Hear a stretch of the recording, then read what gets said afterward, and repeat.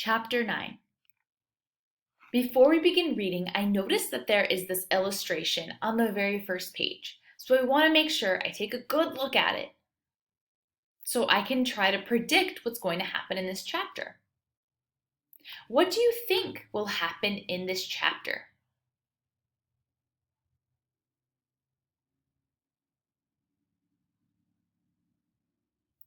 By looking at this picture, I notice some of my characters. The two characters in this illustration are Clementine and her mom. How does her mom look? Does she look happy?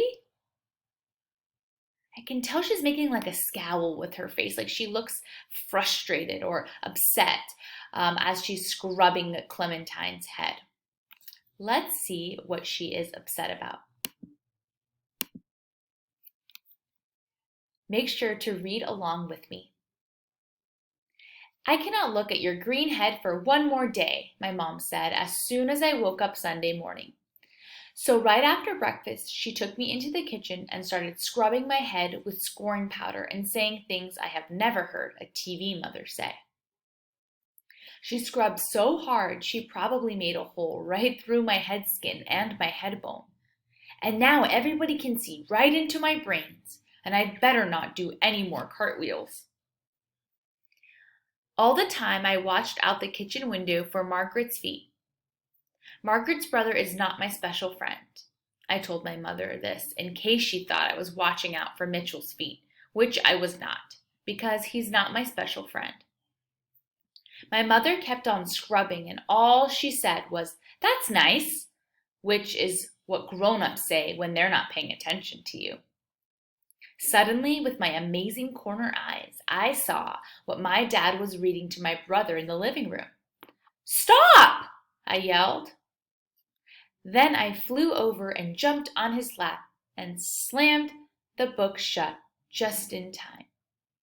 "Lima Bean is little, Dad," I reminded him. "He'd get scared of those shoes." "First of all, your brother's name is not Lima Bean," said my dad. "And second of all, what shoes, Clementine?" I told you he was not so good at paying attention. "Those shoes are pretty hard to miss." "The pointy green ones on the bear," I whispered. "Page 14. Which I know because, okay, fine. I looked at that page a lot. Some days I like to scare myself.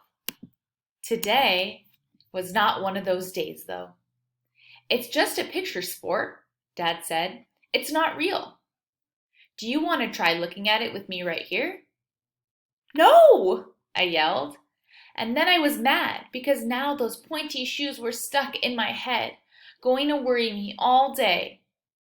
I jumped off my dad's lap and ran back into the kitchen because I have discovered that lots of foods are round. Cookies, hamburgers, pizzas, donuts, cupcakes, apples, you name it, all the good stuff is round.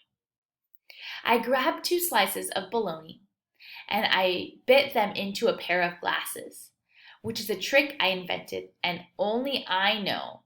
And now you do, and now you will too. Fold a slice of bologna in half and then bite right in the middle of the flat side. Do it again. Then slap the circles over your eyes and you have bologna glasses. Here is a picture of that. And then because I am so good of a sister, and okay fine because I was still hungry, I made a pair for my brother too. "Here, Peapod," I said, climbing back onto my dad's lap and slapping my brother's pair onto his eyes. "Put on your glasses." Clementine seems to be having fun with her brother. You can tell he's really happy. He's laughing there.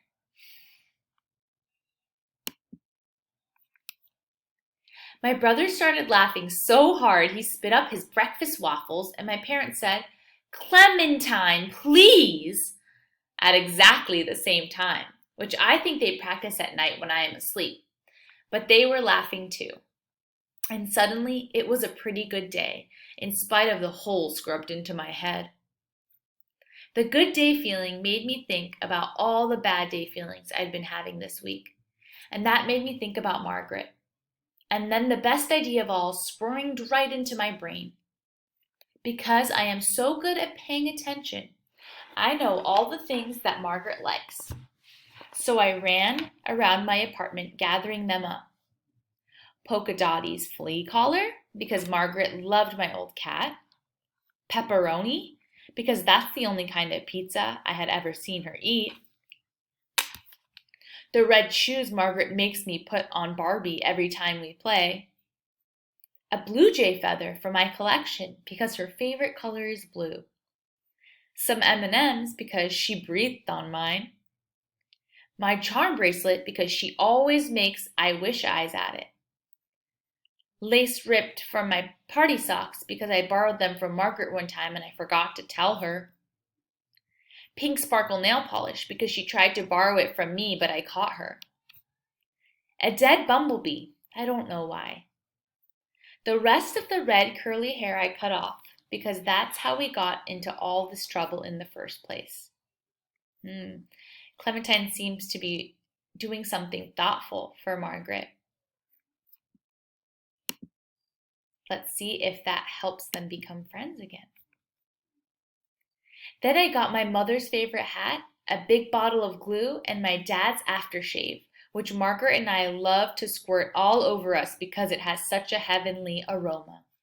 Uh-oh, I wonder what she's going to use those things for. Clementine looks excited there. I glued and I glued and I glued, and I squirted and I squirted and I squirted, and I smiled. Then I ran out, and guess who I met in the elevator? Margaret, without Amanda Lee. I have something for you, we both said at exactly the same time, which we have never practiced before. Then I handed her the Margaret hat, and she handed me a bag. Inside was a brand new, not sat on, sparkle glitter paint set.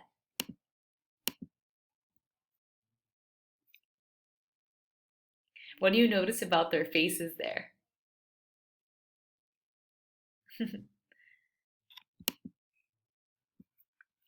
I got it at the mall, Margaret said. Then, without even a grown-up telling her to, she told me she was sorry. She was mean to me at my birthday. I'm sorry about your hair, I said. Okay, fine, we both said. And it was, for about a minute. I have to go, Margaret said. I'll see you tonight. Yup, see you tonight, I said. Then I said, what's tonight? The party. Your parents invited us. Oh, right, I said. I knew that. But I didn't.